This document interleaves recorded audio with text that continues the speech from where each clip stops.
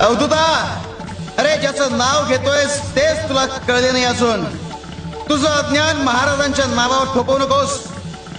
गुरु भक्तीत अजून कच्चा असतो. नदीच्या काठावर उभं राहून नदीचं स्वरूप कळत नाही, त्यासाठी पाण्यात उतरावं लागतं, अखंड भिजावं लागतं. तसं वरवरची भक्ती करून गुरुचं स्वरूप कळत नाही.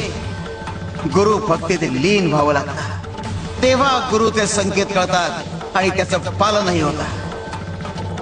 प्रत्येकाची शहाणी होण्याची पद्धत वेगळी. तू ठेचकाळ शहाणा होणार हे तुझं कर्म.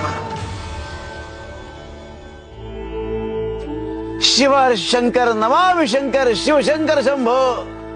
हे गिरिजावती भवानी शंकर, शिवशंकर शंभो.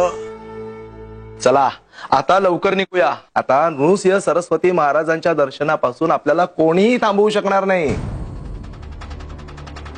आणि आता कितीही अडथळे आले ना तरी आपण त्यांना पार करणारच. हो ना, वल्लभाचार्य महाराजांनी इतकी कृपा केली आहे, त्याबद्दल खरंच आभार मानायला हवे. हो, बरं ती वल्लभाचार्य महाराजांनी दिलेली पैशाची थैली कुठे ठेवली आहे? हा ग ती मला देऊन ठेव, आपल्याला प्रवासात कामी येतील. हो.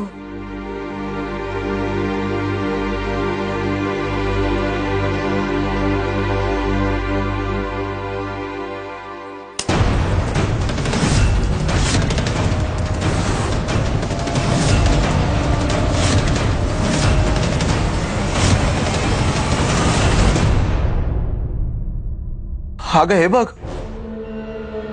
चिंचुका, हे कसं शक्य आहे?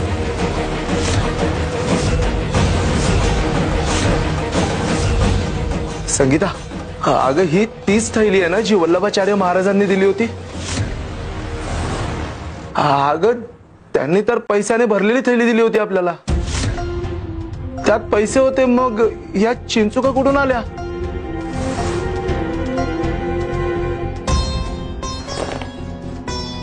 हो, आता यात फक्त चिंचुका दिसतात. पैसे कुठे गेलेत? अगं आपण ती थैली पाहिली तेव्हा ती भरलेली होती, त्यात पैसे होते. आणि आपण वाटेत कुठे थांबलो नाही, कुठे उशीर केला नाही, वाटेत कोणी भेटलंही नाही.